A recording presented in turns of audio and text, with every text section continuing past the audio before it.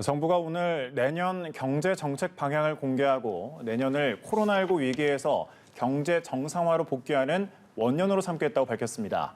나라 안팎의 리스크가 여전한 상황에서 문재인 정부의 마지막 경제 정책 방향, 홍남기 부총리 겸 기획재정부 장관을 모시고 직접 들어보겠습니다. 부총리님 어서 오십시오. 안녕하십니까?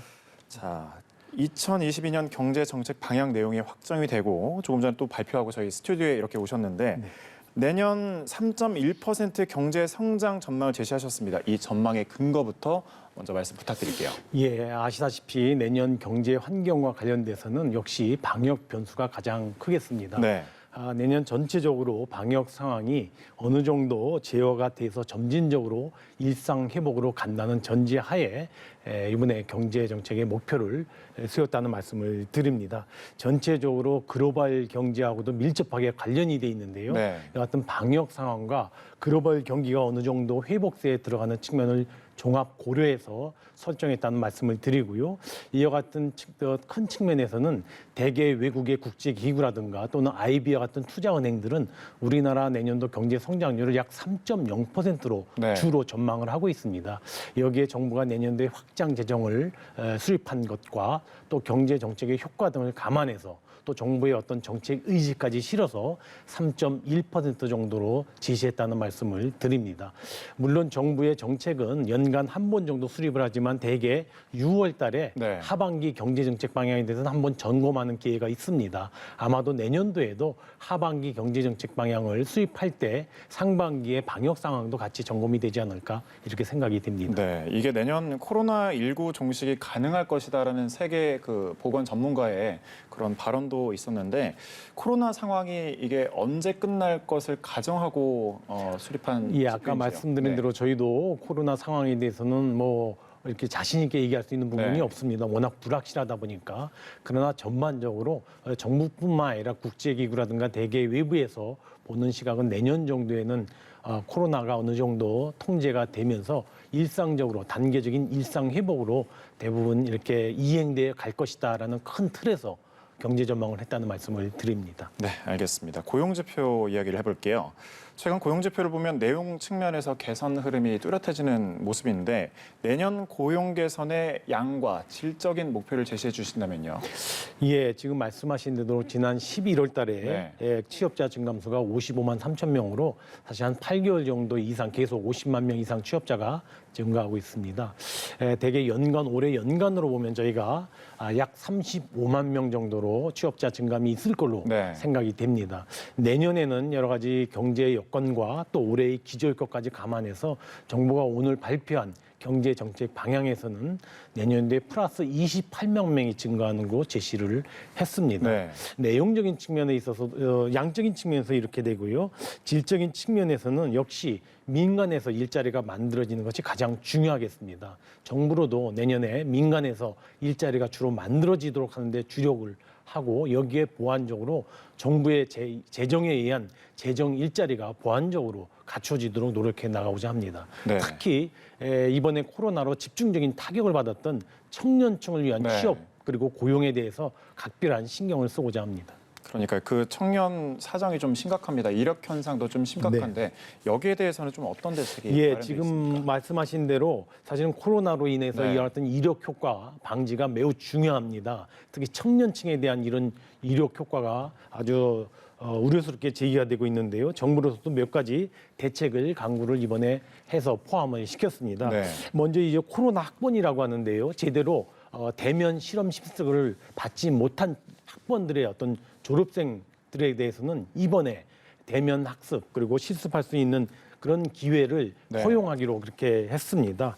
또 아울러서 이와 같은 청년층이 조기에 취업 또는 구직할 수 있도록 하는 여러 가지 보완적인 장치를 반영을 했는데요. 네.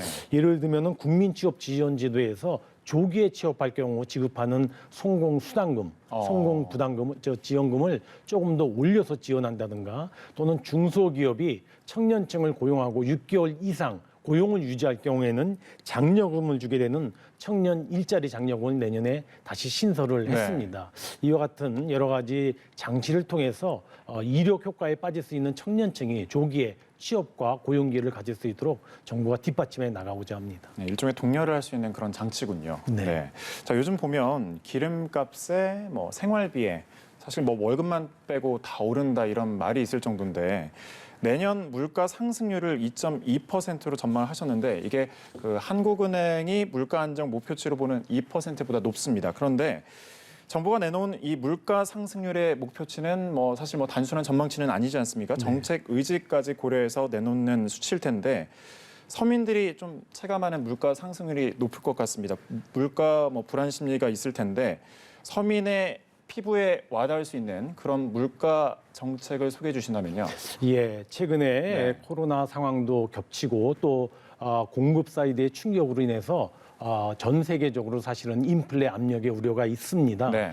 우리나라도 올해 아마 연간으로는 물가 상승률이 2.4% 정도가 될 것으로 보여집니다. 내년도에는 이거보다 좀 낮은 2.2% 내에서 관리하는 걸로 오늘 정부가 제시를 했습니다. 오늘 앵커께서 말씀 주신 대로 이와 같은 목표 내에서 물가가 다 관리될 수 있도록 하기 위해서 여러 가지 대책을 담았는데요. 가장 큰 거는 역시 우리 물가에 큰 영향을 미치는 유류세와 관련입니다. 지금 정부가 지난번에 유류세를 갖다가 20% 정도 낮춰줬는데요. 내년 4월이면 종료가 됩니다.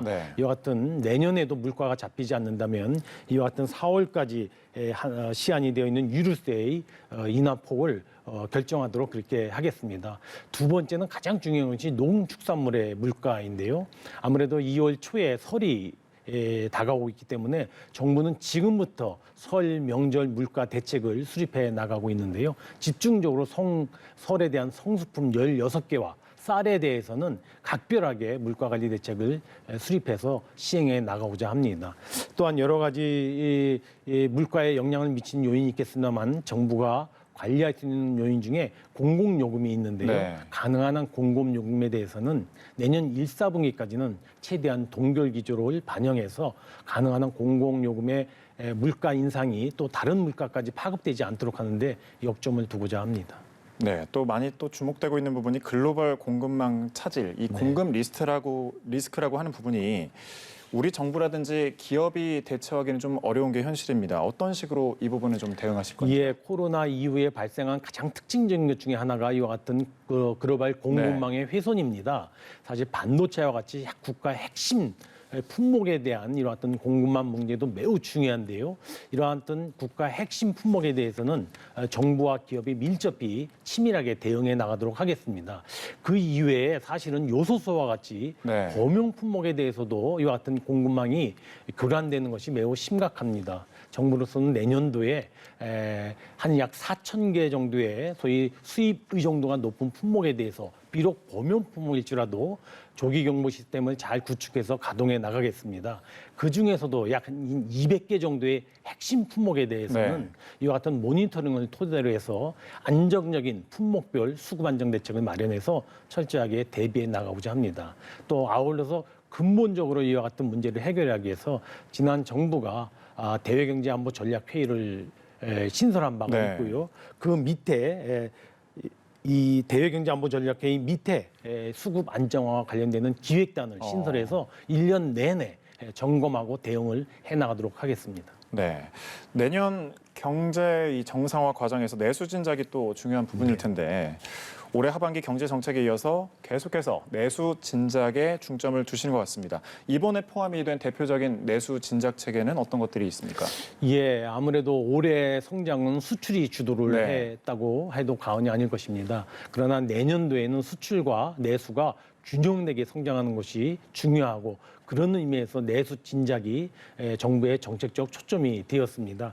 내년도에 내수 진작을 하기 위해서 정부가 소위 상생 소비 진작 3종 세트를 내놨는데요. 가장 큰 것은 신용카드와 같은 것을 추가 소비했을 때 특별 공제해주는 제도를 연장하고 아울러서 내년 5월 달은 특히 상생 소비의 달로 해서 동행 세일 전후에 상생 소비의 달에 소비를 또 특별히 진작할 수 있도록 예를 들면은 지역사랑 상품권이라든가 또는 온누리 상품권을 좀 더 확대해서 구매할 수 있도록 허용한다든가 해서 상생소비 진작 3종 세트를 통해서 네. 내년에는 반드시 내수의 회복력을 끌어올리도록 그렇게 하겠습니다.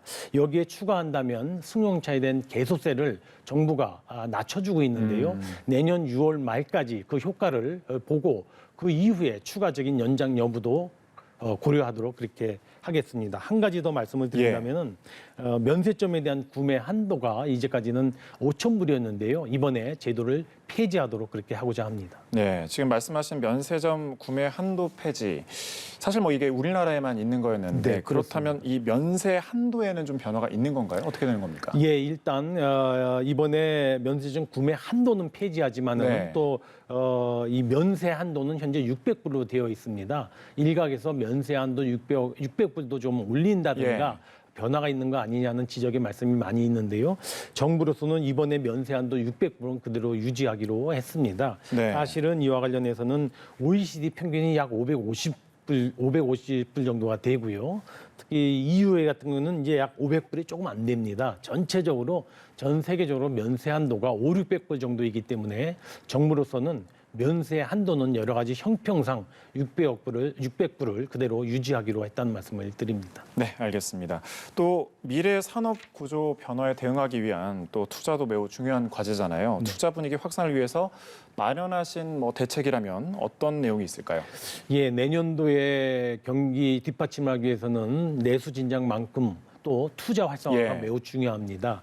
투자와 관련돼서는 정부가 올해도 공공부문과 민자 또는 민간이 약 110조 원 정도의 투자 프로젝트를 투자하고 있는데요. 내년도에는 그 규모를 115조로 늘렸습니다. 일단 대규모 투자 프로젝트가 착실하게 진행되도록 하는 것이 중요하겠고요. 네. 특히 미래 산업 분야와 관련돼서는 정부가 국가 전략 산업에 대해서는 내년에 중점적으로 지원하고자 합니다. 미래 전략 산업에 해당되는 반도체라든가 배터리라든가 백신과 같은 특별 전략 산업에 대해서는 투자라든가 또는 R&D에 대해서 세액 공제 혜택을 갖다가 대폭 늘려서 적용하고자 합니다. 아마 지금 국회에서 막바지 법안 통과 직전인데요. 이 법이 통과된다면 이와 같은 새로운 국가전략 산업 분야에서의 투자와 또 R&D가 대폭적으로 늘어날 걸로 정부는 기대하고 있습니다. 네, 알겠습니다. 여기까지 듣겠습니다. 홍남기 부총리 겸 기획재정부 장관을 모시고 2022년 경제정책 방향과 관련한